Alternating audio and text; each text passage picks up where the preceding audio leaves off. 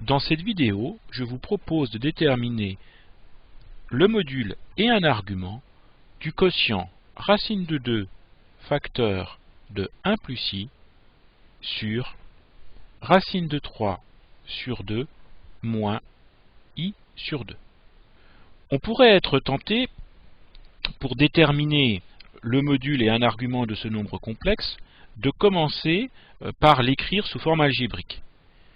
Ça ne serait pas très habile ici, parce que on va pouvoir beaucoup plus facilement traiter le numérateur et le dénominateur séparément, et ensuite, en utilisant les règles de calcul sur les modules et sur les arguments, on en déduira facilement le module et un argument du quotient. Alors, je vous propose donc de commencer par traiter le numérateur, c'est-à-dire par traiter le nombre complexe racine de 2 facteur de 1 plus i. Alors, pour déterminer son module, eh bien, on va écrire que le module de racine de 2 facteur de 1 plus i, c'est égal à racine de 2 fois le module de 1 plus i. Et pour déterminer le module de 1 plus i, eh bien, j'utilise la formule que vous devez connaître. Le module du nombre complexe a plus ib, c'est égal à racine de a carré plus b carré. Donc si j'applique cette formule ici, qu'est-ce que je vais obtenir? Bon, mon racine de 2, lui, reste en facteur. Facteur de racine. A, c'est 1, donc 1 au carré. B aussi.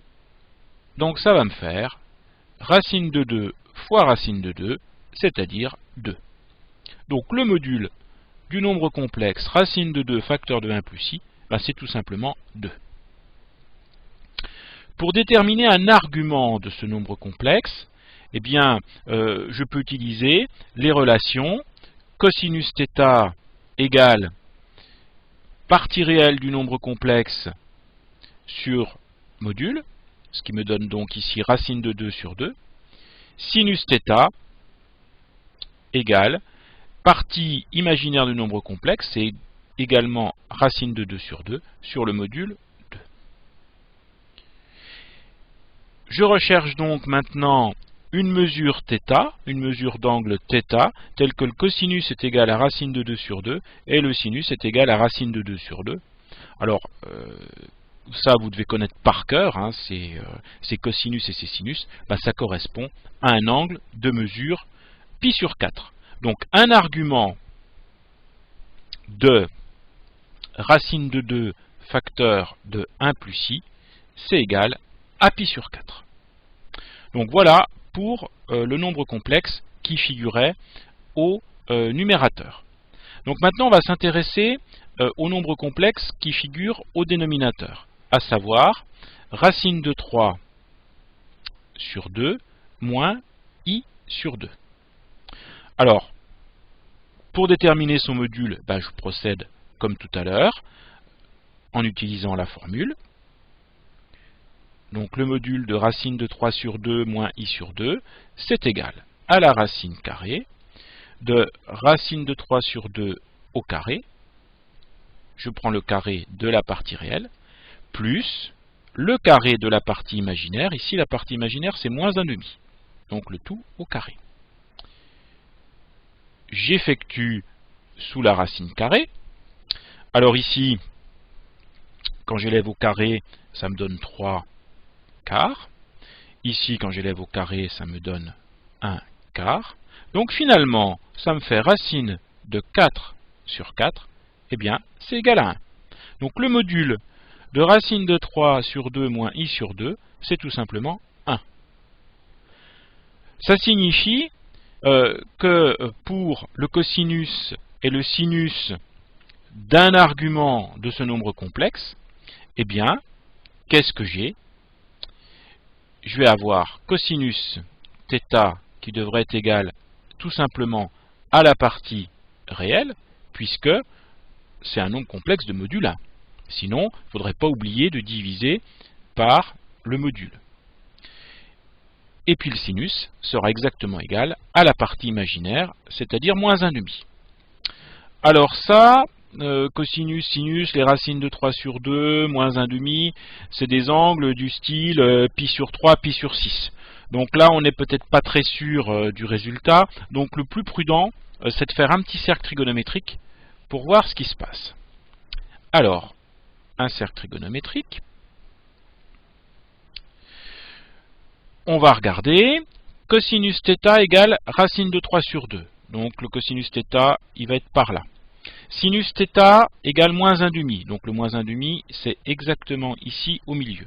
Donc si je trace, j'obtiens eh bien, un angle de moins pi sur 6.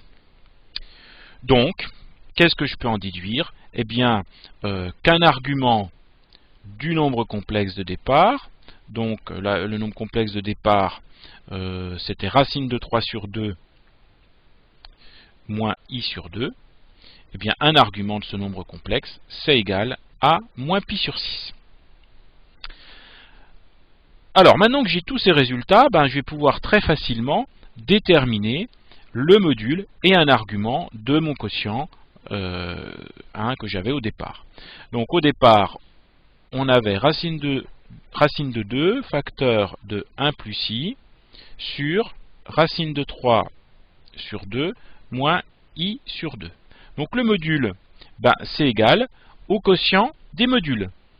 C'est-à-dire, ça va être égal au module de racine de 2 facteur de 1 plus i sur le module de racine de 3 sur 2 moins i sur 2.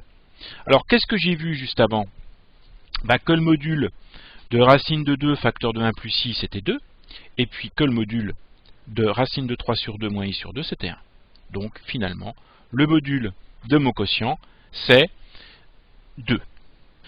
Alors, pour l'argument, argument de racine de 2 facteur de 1 plus i, le tout sur racine de 3 sur 2 moins i sur 2. Alors, il faut savoir que quand on calcule l'argument d'un quotient, eh bien, c'est la différence des arguments, à savoir un argument de racine de 2 facteur de 1 plus i moins un argument de racine de 3 sur 2 moins i sur 2. Un argument de racine de 2 facteur de 1 plus i, j'ai vu tout à l'heure que ça faisait pi sur 4. Moins un argument de racine de 3 sur 2 moins i sur 2, on vient de voir que ça faisait moins pi sur 6. Donc pour terminer, il nous reste à effectuer ce calcul de fraction. Les dénominateurs, c'est 6 et 4, donc on va tout mettre sur 12. En multipliant numérateur et dénominateur par 3, pour la première fraction, ça me fera 3pi. Les deux signes moins me donnent un plus, et ici, ça me donnera 2pi. Donc au final, j'obtiens 5pi sur 12. Ainsi, un argument de mon quotient, ici, c'est 5pi sur 12.